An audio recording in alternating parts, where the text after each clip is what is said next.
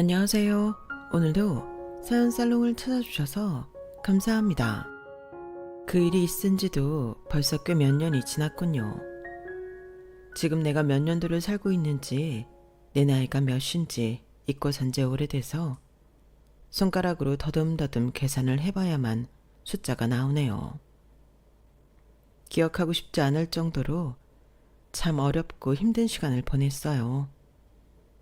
제가 이제서야 힘들게 터놓는 이야기를 여러분이 한 번만 들어주시겠어요? 저는 16살에 병으로 엄마를 잃고 공장을 운영하는 아빠와 단둘이 살아왔어요. 외동딸이었던 저는 아빠의 유일한 삶의 낙이었고, 저희는 그렇게 둘이서 의지하며 살아왔죠. 그러다 우연히 만난 남자가 적극적으로 구애해 24살에 결혼하게 되었어요. 남편은 그 당시 30살이었고요. 하나밖에 없는 딸을 데려가는 게 너무 죄송하다며 남편은 장인인 우리 아빠에게 아주 잘했고, 집도 아빠 공장 근처로 얻어 거의 매일 보고 지냈죠. 아빠는 공장 규모는 크지 않지만 대한민국에서 유일한 기술을 보유하고 있어 운영면에서는 잘 되고 있는 편이었어요. 이렇게 탄탄하게 잘 흘러가는 공장을 아빠까지만 하고 만다는 것은 매우 아까운 일이었죠. 저는 딸이기도 했지만 그런 일에는 관심이 전혀 없었으니까요.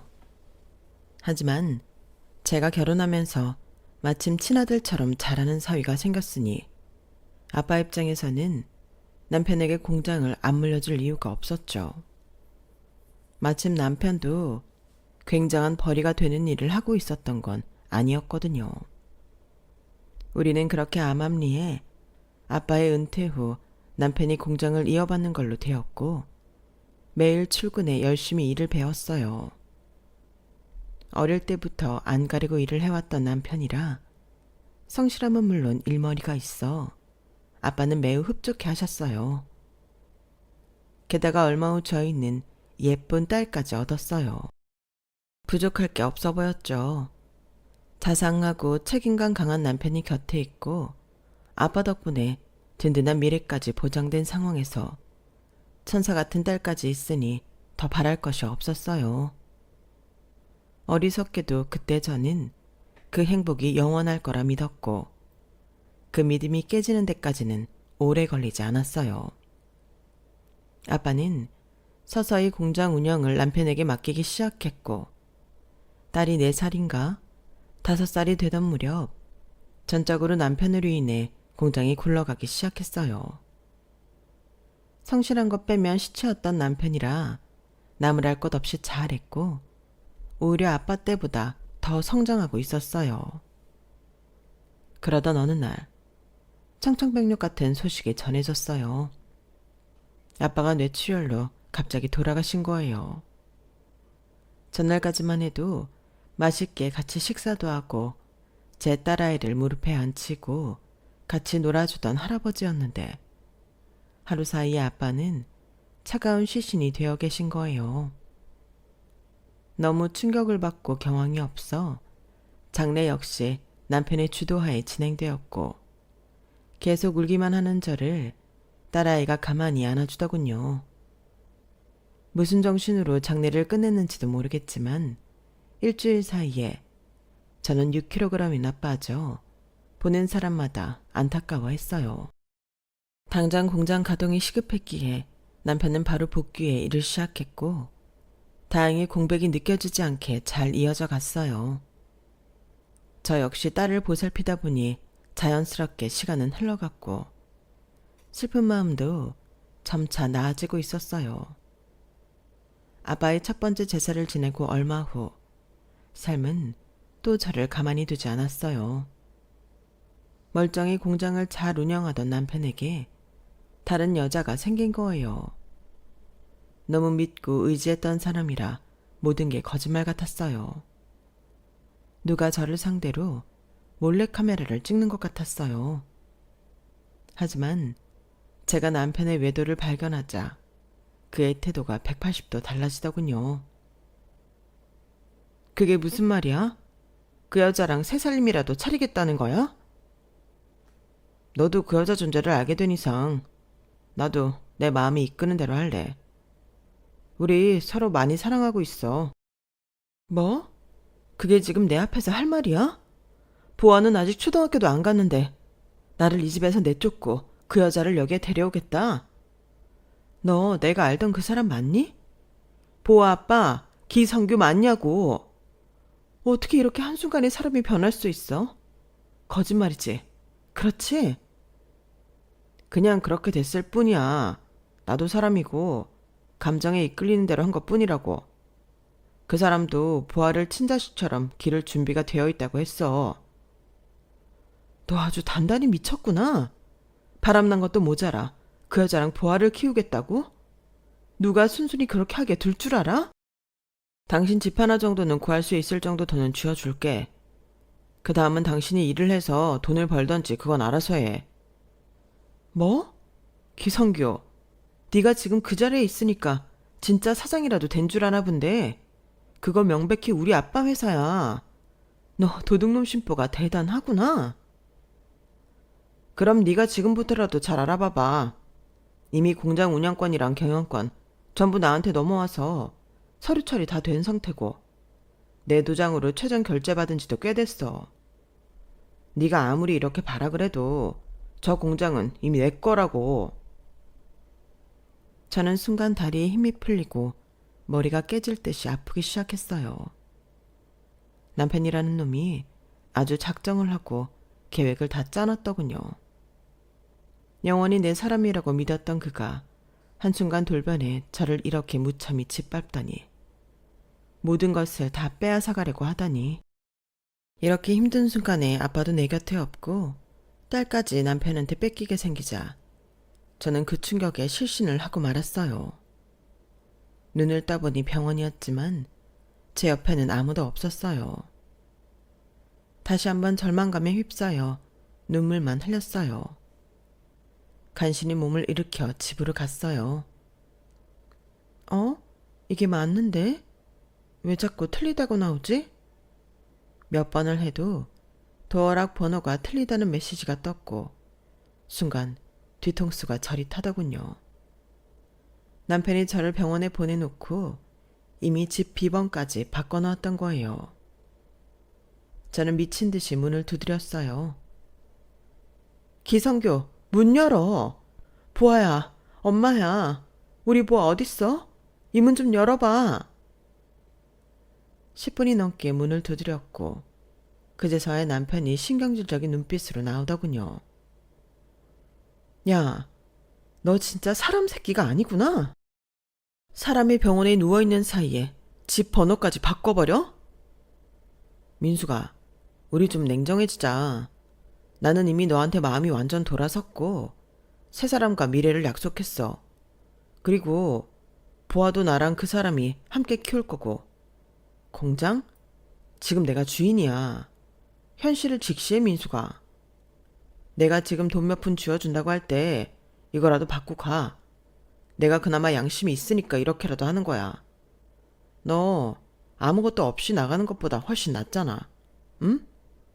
그러니까 민수가 이 돈이라도 받고 제발 다시는 보지 말자.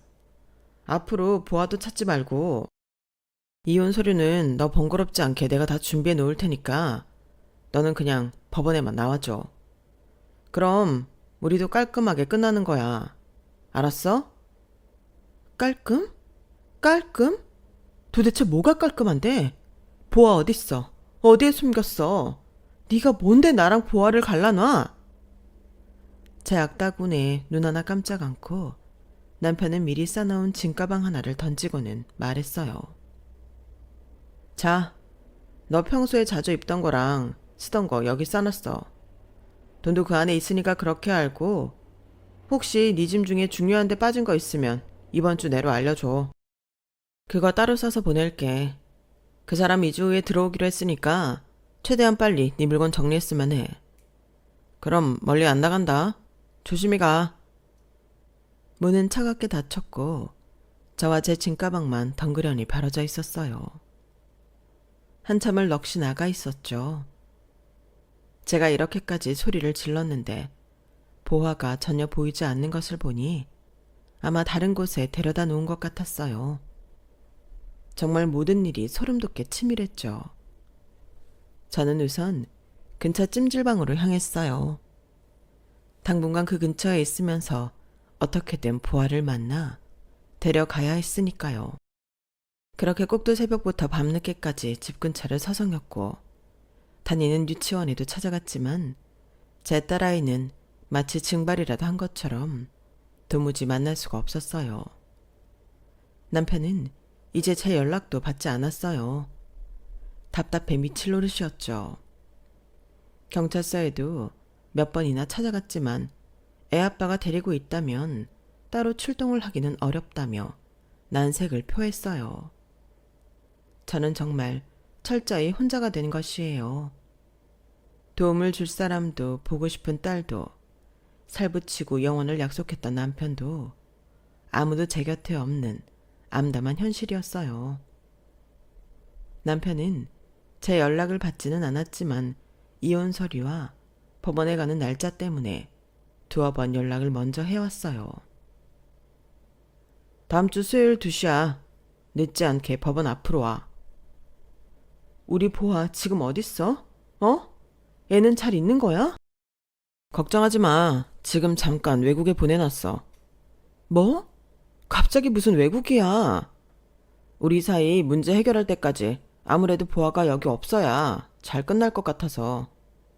네가 갑자기 보아를 찾아가거나 하는 것도 불안하고. 불안? 그런 말은 내가 써야 맞는 거 아니야? 갑자기 너란 놈한테 내쫓기고 딸까지 뺏기게 생겼는데 지금 불안한 사람은 당연히 나 아니야? 보아 어디로 보냈냐니까 빨리 말해. 그건 말 못해주지. 어차피 너 경제적으로 양육도 힘들잖아. 지저분하게 가지 말고 우리 깔끔하게 끝내자. 너도 이제 새 길을 찾아. 경제적으로 양육을 힘들게 만든 장본인이 바로 너잖아. 나 지금 꼭 사이코패스랑 이야기하는 것 같아. 너 원래 이런 인간이었어? 그동안 내가 몰랐던 거야? 민수가, 어렵게 생각하지 마. 그냥 우리 인연이 여기까지다 하면 돼. 비록 보아 네 딸이지만 보아와의 인연도 여기가 끝이다 라고 생각하면 되고 보아를 네가 데려가면 어린애가 얼마나 고생하겠니? 민수가, 너무 이기적으로 생각하지 말고, 응?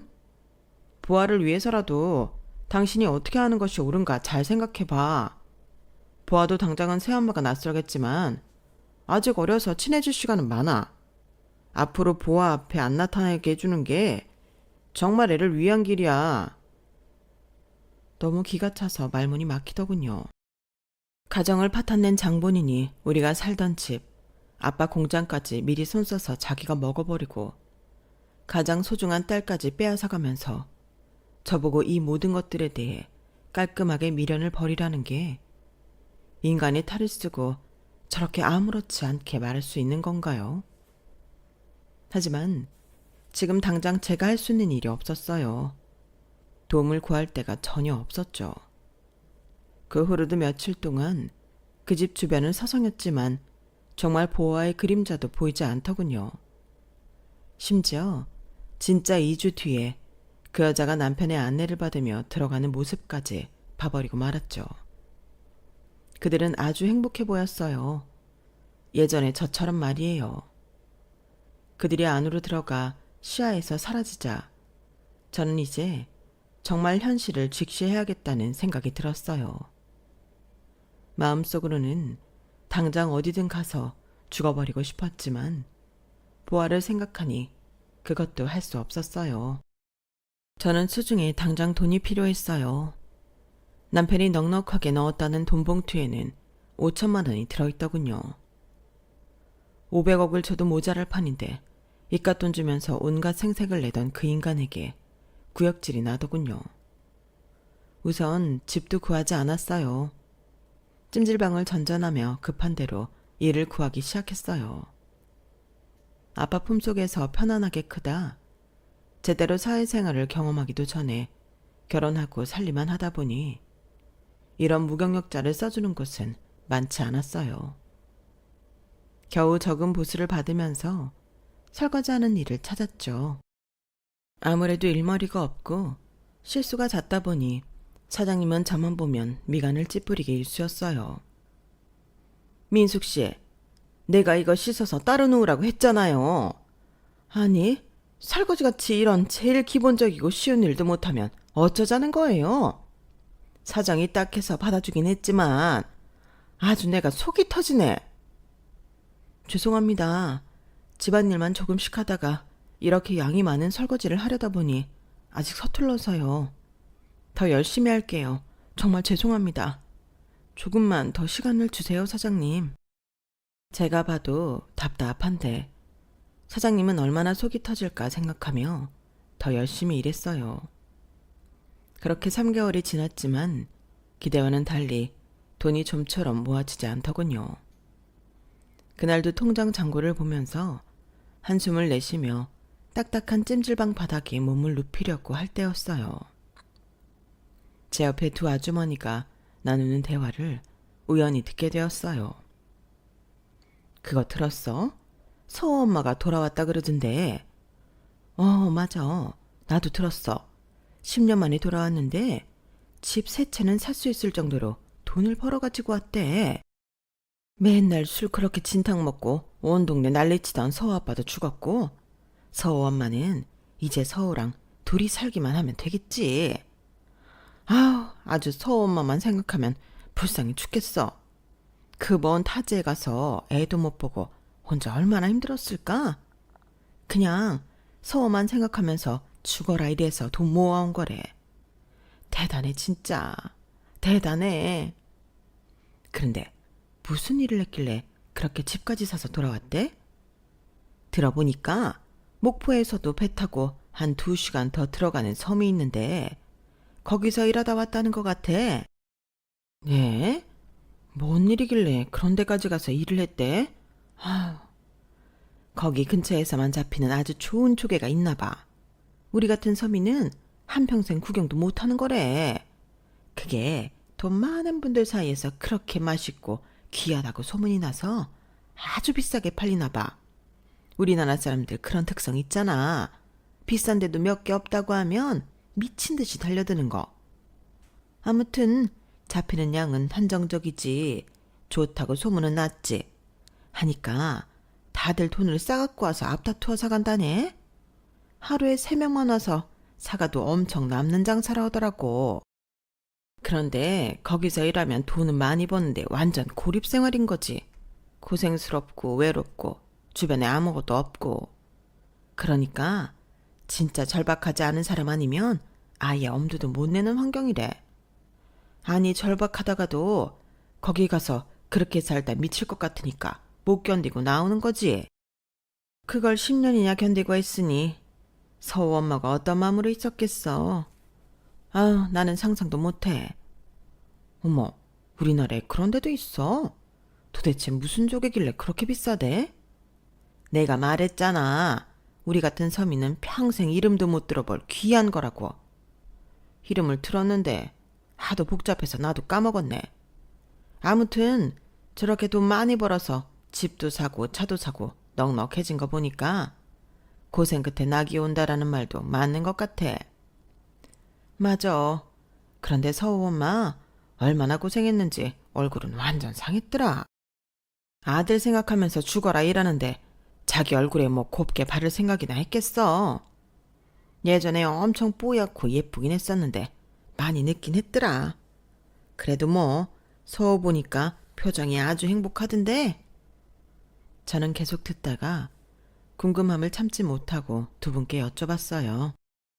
저기 죄송하지만 지금 말씀하신 돈 많이 주는 일 알아보려면 어디 가야 돼요? 아가씨도 하려고? 거기 진짜 죽을 각오로 들어가는 데래. 중간에 포기하는 사람도 워낙 많고 엄청 힘들다고 하던데. 나도 뭐 다 들은 얘기기는 하지만. 네, 괜찮아요. 그냥 어디 가서 여쭤보면 되는지만 알려주세요. 아까 말씀하신 그 서호 어머님? 그분 어디 가면 만날 수 있을까요? 아주머니는 난감한 표정을 지으시다가도 저의 절박한 눈빛을 보셨는지 어쩔 수 없이 집을 알려주셨어요. 정말 감사합니다. 진짜 감사합니다. 젊은 아가씨가 무슨 사연이 있어서 그런 일까지 하려고 이런데? 나원 참. 저는 해가 뜨자마자 아주머니가 알려준 집으로 향했고 그 문 앞에서 쪼그려 앉아 하염없이 기다렸어요. 9시가 조금 지나서 한 아주머니가 나왔어요. 누구세요? 안녕하세요. 저는 조민숙이라고 합니다. 이렇게 불쑥 찾아와서 죄송합니다. 저는 아주머니 앞에서 찜질방에서 들은 이야기부터 그곳에서 일하려면 어떻게 해야 하는지 여쭤봤어요. 어떤 딱한 사정이 있는지 모르겠지만 쉬운 마음으로 가면 금방 지치고 몸만 상해서 올 거예요. 다시 한번 잘 생각해 봐요. 말씀 너무 감사합니다. 여러모로 잘 생각하고 결정하겠습니다. 그래요. 행운을 빌어요. 저는 받은 연락처 종이를 한참 만지작거렸어요. 설거지도 잘 못해서 구박받던 내가 그런 곳에서 정말 견딜 수 있을까? 스스로에게 물었죠. 그때 우리 보화 얼굴이 떠올랐어요. 너무 보고 싶고 너무 그리운 우리 보화. 보화를 데려오려면 돈이 필요했죠. 그것도 많은 돈이 필요했죠. 보화를 위해서라면 섬이 아니라 지옥불도 뛰어들어갈 수 있는데 지금 망설이는 제가 한심하더군요. 그렇게 섬에 계시는 분과 연락이 닿았고 간소한 짐을 갖고 목포로 향했어요. 목포까지도 먼데 배를 타고 또 한참을 가려니 머리가 어지러웠어요. 하지만 그 배를 놓치면 다음 날까지 또 기다려야 하니 올라오는 구역질을 참고 배를 탔어요. 저와 함께 배를 탄 몇 명은 아마 조개를 사러 가는 것 같았어요. 1시간 반 정도 됐나? 너무 힘들어서 기절할 때쯤 되니 한 섬에 배가 닿더군요. 전화 통화를 한 여자분이 저를 기다리고 있더군요. 조민숙 씨죠? 짐은 이게 다예요? 네, 안녕하세요. 나 석일자예요. 이쪽으로 와요. 나보다 20살은 많아 보이는 길자 아주머니를 뒤따라갔어요. 보다시피 회행하죠? 각오는 하고 온 거 맞아요? 전화로 민숙 씨 사정 듣고 딱 해서 오라고 하긴 했는데 실제로 보니 더 어리고 몸도 약해 보여서. 민숙 씨는 며칠이나 버티나 한번 볼게요. 그동안 얼마나 많은 사람들이 포기하고 나갔는지 알겠더라고요. 그곳은 마을이 거의 조성이 안 되어 있는 외딴 섬이었어요. 2평 남짓한 구멍가게를 운영하는 건 길자 아주머니 남편이었고요. 그곳에는 정말 필요한 생필품 정도만 구비되어 있었어요. 다른 것이 필요하면 목포항으로 다시 배를 타고 나가야 했죠. 이쪽 방 쓰면 돼요. 안내해 주신 방은 길자 아주머니 내에서 100m도 안 떨어져 있었어요. 집이라고 하기에는 턱없이 부족하고 움막이라고 하기에는 조금 더 나은 정도였어요. 여기 상수도 시설이 좋지 않아요. 물은 최대한 아껴서 쓰도록 해요. 넓고 아늑한 침대에서 편하게 잘 지내다 찜질방을 거쳐 이런 곳까지 와서 제가 살게 됐다는 것을 받아들이기 참 힘들었어요. 이 모든 일이 순식간에 벌어진 느낌이었죠. 하지만 여기 온 목적은 단 하나, 보아만을 생각하기로 했어요. 아주머니는 제게 앞으로 할 일에 대해 설명해 줬어요. 나랑 민숙 씨 말고 여기 다른 일 하는 분들이 7명 정도 더 있어요. 나쁜 사람들은 아니지만 하는 일이 워낙 거칠어 초반에는 친해지기 힘들 수도 있어요. 그래도 다들 마음 다치고 온 분들이니까 서로 위로하면서 지내요. 네, 알겠습니다. 마침 조개를 잡아 손질하고 있는 분들을 만날 수 있었어요. 안녕하세요. 조민숙이라고 합니다. 아유, 무슨 애기가 왔네. 애기가 왔어. 조개가 그쪽을 잡아먹겠다, 야. 그러네. 아주 삐쩍 말라가지고는. 아니에요. 저 힘 많아요. 저 애도 낳아봤어요. 시키는 일 다 열심히 할게요. 정말 잘할 자신 있어요. 아이를 낳아봤다는 제 말에 다른 분들이 껄껄껄하고 웃으시더군요. 그렇게 얼었던 분위기가 조금씩 좋아졌어요. 그곳에서의 생활은 생각보다 괜찮았어요.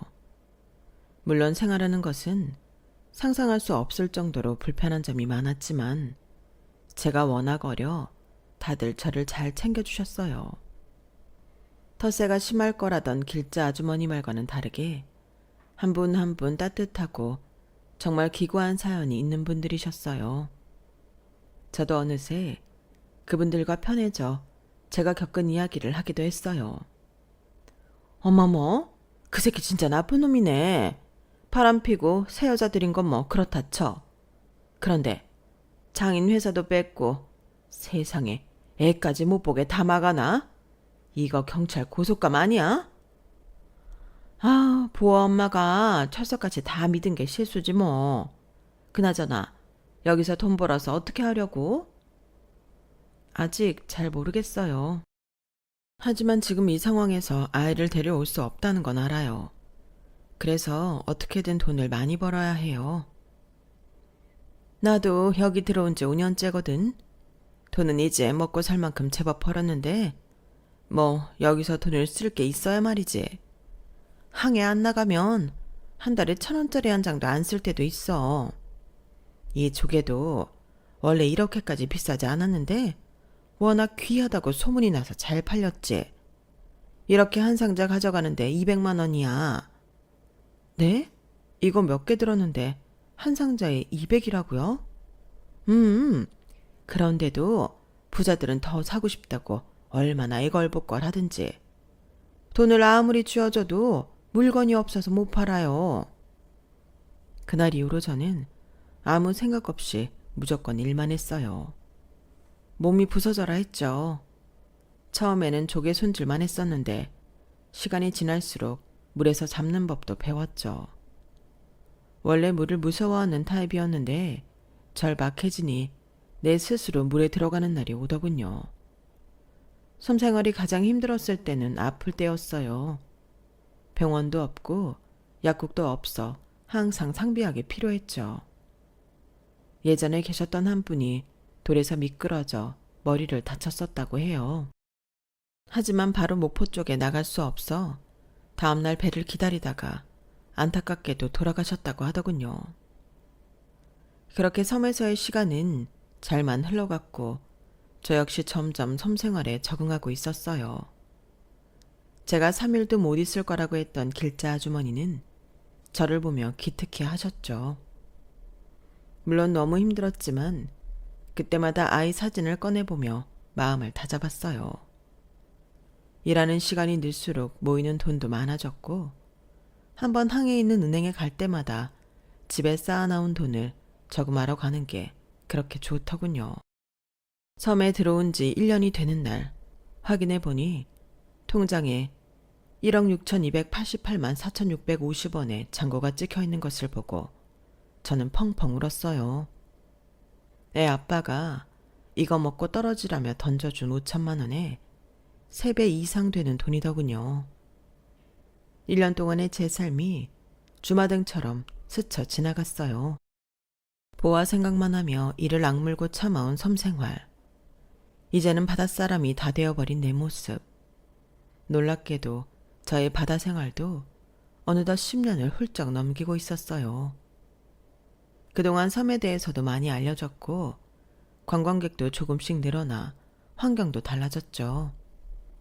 하지만 그만큼 조개 가격도 예전만 못하게 되었죠.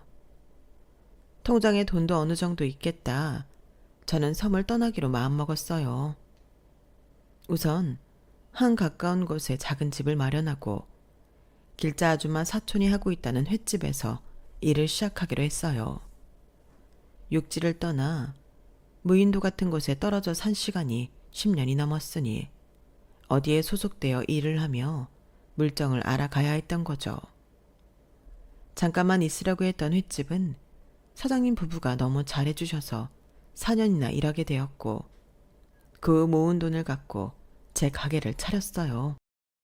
워낙 갖고 있던 자본금이 넉넉해 가게를 열고도 남아돌아 아늑한 채 집도 샀어요. 제가 차린 식당은 다행히 오픈부터 손님으로 북적거렸어요. 10년 넘게 섬에서 바다 생물들이랑 동고동락해서 다양한 메뉴를 구성하는 게 가능했죠. 또 횟집 일을 하며 어깨 너머 어떻게 운영하는지 놓치지 않고 배우려고 했죠. 게다가 다른 가게는 상상하기 힘든 금액으로 재료들을 사는데 투자했거든요. 투자한 만큼 사람들이 더 많이 찾아와 주었어요. 급여가 높다는 소문이 나자 직원들도 더 열심히 해주어 가게 이미지도 자연스럽게 올라갔어요. 이 모든 것들이 시너지 효과를 가져왔어요. 그렇게 저는 또 다른 제 삶의 모양을 꾸려가고 있었어요. 식당을 시작한 지 5년이 넘어가고 있었죠. 어느 날 보고 싶지 않은 손님을 마주하게 되었어요. 바로 전 남편이었죠. 이 먼 데까지 그 사람이 왜 어떻게 왔는지 모르겠지만 여러 무리의 남자들과 왁자지껄 떠들며 가게로 들어오더군요. 그도 저를 발견하고는 얼굴이 바로 굳더군요. 오랜만이네. 이쪽으로 출장 왔다가 고객사랑 술 한잔 하려고 하는데 여기 식당이 엄청 유명하다고. 그래서 들렀어. 당신은 어떻게 여기에 있어? 고객사? 우리 아빠 회사 가로채 가더니 내 앞에서는 고객사라는 말이 그렇게 뻔뻔스럽게도 나오니? 우리 예전 이야기는 하지 말자. 다 과거잖아. 과거? 너한테만 과거지. 나한테는 항상 현재 진행형이야. 나 여기 손님으로 온 거야. 그만 얘기하자. 보아는? 보아 잘 지내지. 지금 대학생이야. 예쁜 숙녀가 다 됐어. 저와 딸을 갈라놓고도 저렇게 철면피를 깔고 이야기하는 전 남편의 면상을 아주 갈기갈기 찢어놓고 싶었어요. 보아 만나게 해줘. 아니, 보아 만나러 갈 거야. 민수가 이제 와서 왜 그래? 보아는 네 존재 자체를 다 잊었다고. 네가 그렇게 말하니까 더 만나야겠어. 이제 내 딸을 찾아와야겠어. 할 수 있으면 해봐. 보아가 지금 네가 나타난다고 하면 어떤 반응일지 나도 궁금하네. 전 남편은 뭔지 모를 기분 나쁜 웃음만 짓고 자리로 돌아가더군요. 그렇게 우연히 마주친 전 남편과는 나갈 때까지 한마디 말도 섞지 않았어요. 하지만 그날 이후로 제 마음이 달라졌죠. 돈을 많이 벌면 보아를 찾으러 가기로 했잖아. 그래서 내가 여기 있는 거고. 그런데 얼마를 벌어야 많이 번 건데? 오히려 계속 이렇게 돈만 벌다 보아를 잊은 거 아니야? 어쩌면 보아가 나를 기다리고 있을지도 모르는데 내가 뭐가 불안해서 아직까지 찾아가지 못하는 건데? 정신 차려 조민숙. 네가 왜 여기까지 왔었는지 까먹고 살지 말라고. 저는 저 스스로를 혼내고 있었어요. 보아를 찾기 위해 내려와 일한 건데 주객전도가 된 느낌이었죠. 전 남편을 만난 그 순간부터 뭔가 머리를 세게 얻어맞은 것 같더니 정신이 깨더군요. 저는 마침 딸을 보러 가겠다고 결심을 했죠. 가슴이 벅차고 눈물이 차올랐어요. 예전에 아빠 공장에서 일하셨던 아저씨 한 분을 겨우 찾아 전 남편에 대해 조금 더 자세히 알게 되었어요. 공장을 그래도 잘 굴려서 더 큰 곳으로 이전했더군요. 그 이후로는 사설 탐정을 고용해 그들의 생활 반경과 여러 정보를 알게 되었어요. 어렵게 딸의 연락처까지 입수했어요. 떨리는 목소리로 전화를 걸었죠. 보아니? 엄마야. 수학에 넘어 정적만 가득했어요. 보아야, 우리 좀 만나서 이야기할 수 있을까? 엄마가 너무 늦어서 미안해. 하지만 어떤 대답도 듣지 못하고 딸은 전화를 끊어버렸죠. 애가 달았어요. 하루도 지체할 수 없어 탐정을 통해 딸이 다니는 학교 근처에서 기다리기로 했죠. 멀리서 예쁜 보아가 걸어 나오는 게 보였어요. 거의 20년이 흘렀지만 이상하게 저는 그 아이를 한눈에 알아보겠더라고요. 저는 조심스레 다가가 말을 걸었어요. 보아야, 누구세요? 엄마야. 여기는 어떻게 알고 찾아왔어요? 잠깐만, 아주 잠깐만 시간을 내주렴. 엄마가 할 얘기가 많아. 됐어요. 그쪽이랑 할 얘기 없어요. 생각보다 훨씬 차가운 보아의 태도에 저는 너무 놀랐어요. 자기가 다 클 때까지 한 번도 찾아오지 않은 책에 화가 많이 났구나 싶었죠. 저는 거의 무릎을 꿇어가며 애원했어요. 보아야, 제발 30분만 시간을 다오. 왜 이래요 정말. 사람들이 보잖아요. 눈물 콧물 다 쏟으며 애원해 겨우 보아와 한 카페에 자리할 수 있었어요. 이제 와서 변명 같은 거 안 해도 돼요. 아빠한테 다 들었어요. 바람나서 제가 있는데 뒤도 안 돌아보고 왔다면서요. 저랑 아빠는 평생 안 보고 살아도 된다면서 웃으면서 떠났다면서요. 뭐? 누가 그래? 네 아빠가 그러디? 네, 너무 창피하고 볼 낯짝이 없어서 20년 동안 못 찾아오는 거라고. 정말 나쁜 엄마였다고. 아니, 솔직히 엄마도 아니었다고. 자라면서 귀에 딱지가 생기도록 들었어요. 아니야, 보아야. 그게 아니야. 아니라고 말할 줄 알았어요. 본인 잘못을 그렇게 쉽게 인정할 리가 없죠. 그쪽 변명은 더 듣고 싶지 않고요. 저는 지금 아빠 새엄마랑 너무 행복하게 잘 지내요. 이렇게 연락하고 찾아오는 거 너무 불쾌하고 싫어요. 예전에 그랬던 것처럼 그냥 알아서 잘 사세요. 저는 제 귀를 의심했어요. 내가 바람을 폈다고? 나쁜 엄마였다고? 이게 다 무슨 소리지? 절대 그런 게 아니라고 전부 오해라고 말하고 싶었지만 보아 눈빛은 너무 차가웠어요. 아무 감정 동요도 없는 눈빛과 표정에 저는 순간 얼어서 일어나 나가는 딸을 잡지도 못했어요. 저를 원망하는 것도 이상을 슬퍼하는 것도 아닌 정말 제게 아무런 감정이 없는 게 느껴졌거든요. 저는 한참을 멍하니 앉아 있었어요. 다시 보아에게 다가갈 방법이 있기는 한 걸까? 나는 저 아이를 다시 찾아오기 위해 정말 하루도 부끄럼 없이 열심히만 살았는데 내가 너무 어리석었구나. 그동안 난 저 아이에게서 잊혀지고 말았구나. 너무 충격적이라 눈물도 안 나왔어요. 저는 다음날 다시 목포로 내려왔어요. 저 역시 방법을 달리할 시간이 필요했죠. 길자 아주머니에게도 울며 조언을 구하고 같이 일한 분들에게도 하소연을 했어요. 하지만 저랑 1분 1초도 같이 있기 싫어하는 아이의 오해를 풀 방법이 떠오르지 않았어요. 그렇게 애만 타는 2달이 흘렀어요. 어느 날 전화를 한 통 받았죠. 여보세요? 엄마? 보아니? 보아 맞아? 엄마, 미안해. 보아니가 뭐가 미안해? 무슨 일 있어? 왜 울면서 전화를 해? 얼마 전만 해도 경멸하는 눈으로 절 쳐다보던 보아였는데 울며 제게 전화를 하자 저는 너무 깜짝 놀랐죠. 그 길로 저는 다시 보아를 만나러 갔고 우리 모녀는 다시 재회할 수 있었어요. 보아야, 갑자기 무슨 일이야?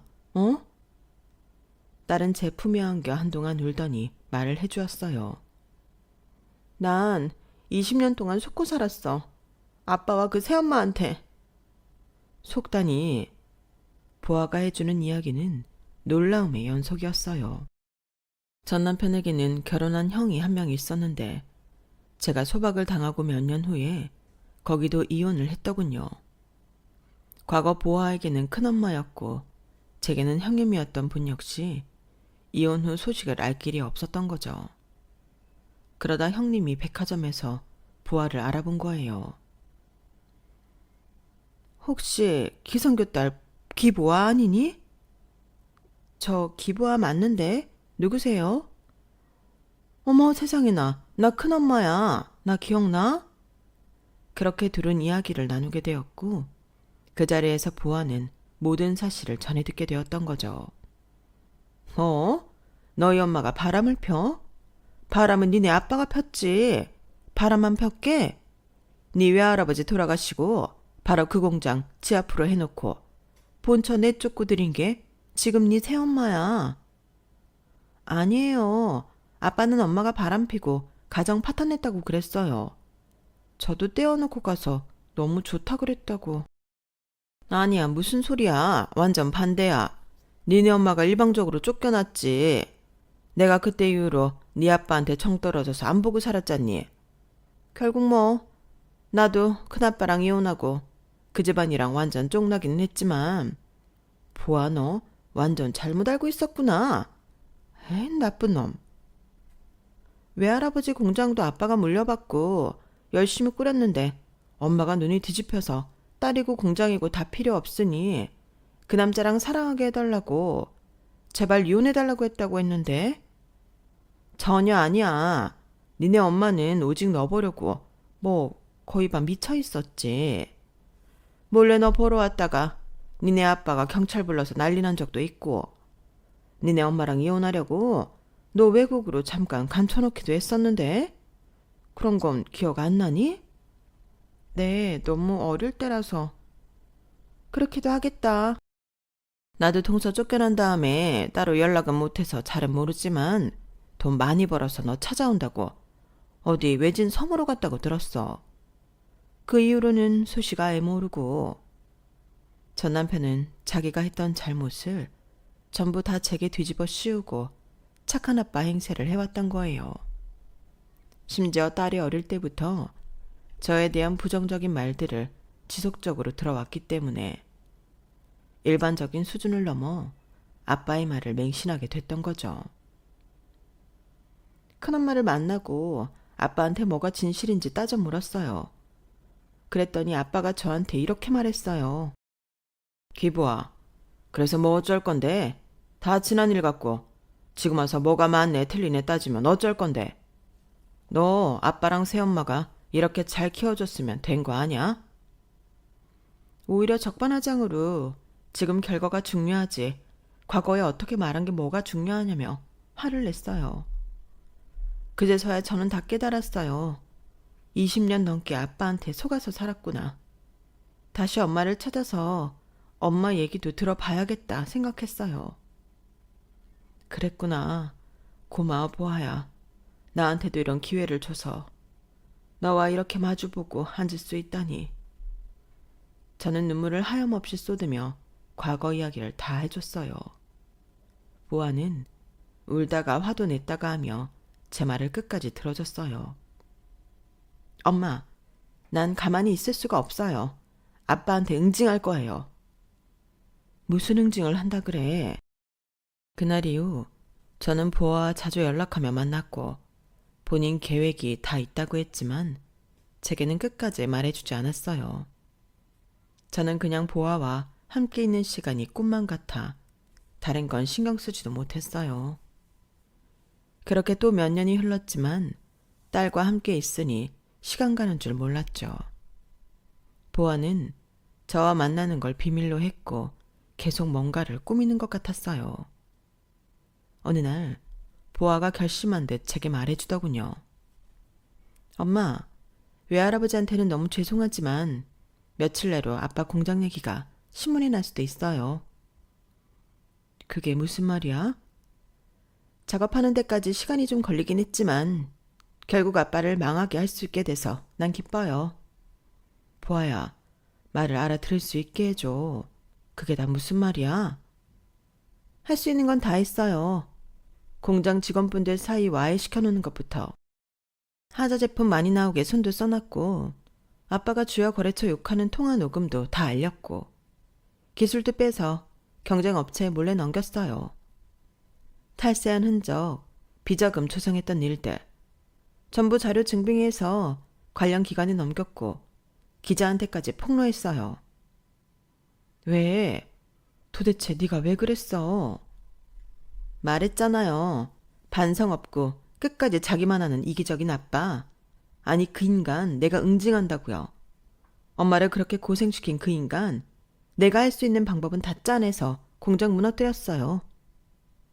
정말 며칠 뒤 공장의 폐업 소식을 전해 들었고 마음이 뒤숭숭했어요.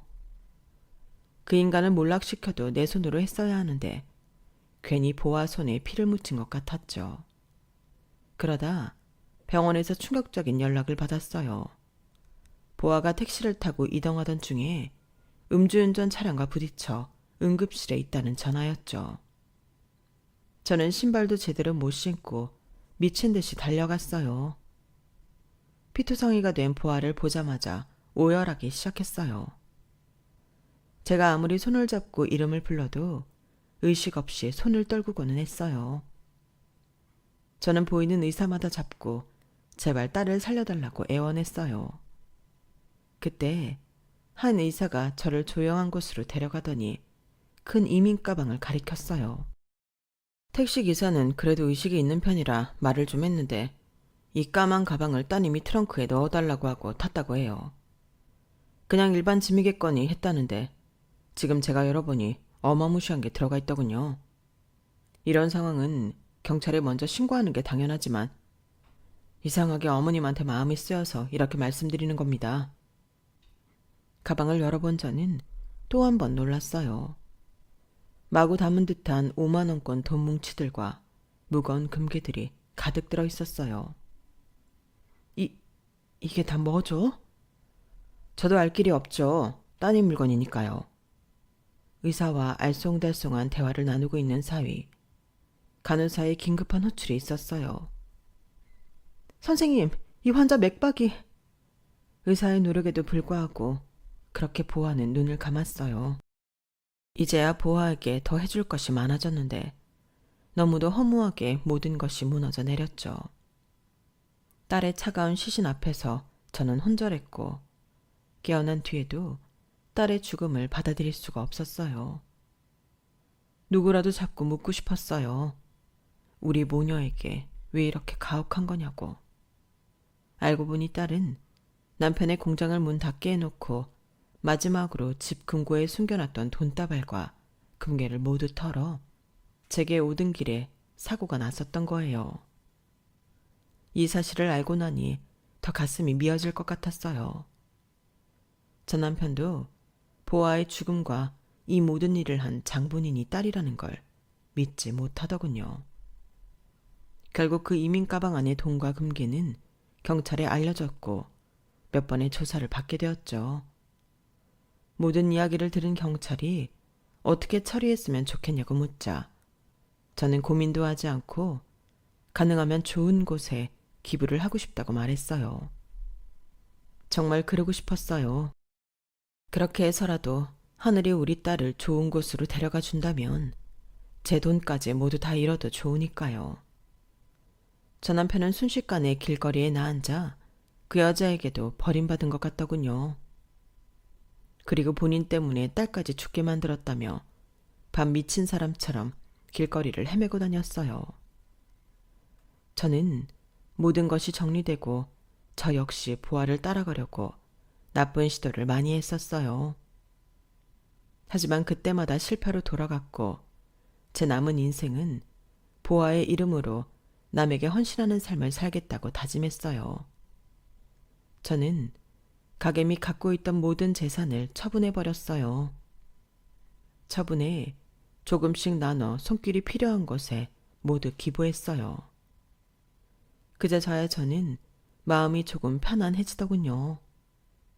그 이후로 저는 여기저기 봉사를 하며 남은 여생을 살고 있어요. 제 스스로 포기하려 했던 이 생을 이렇게 잘 쓰고 시간이 되면 보아를 만나러 갈 거예요.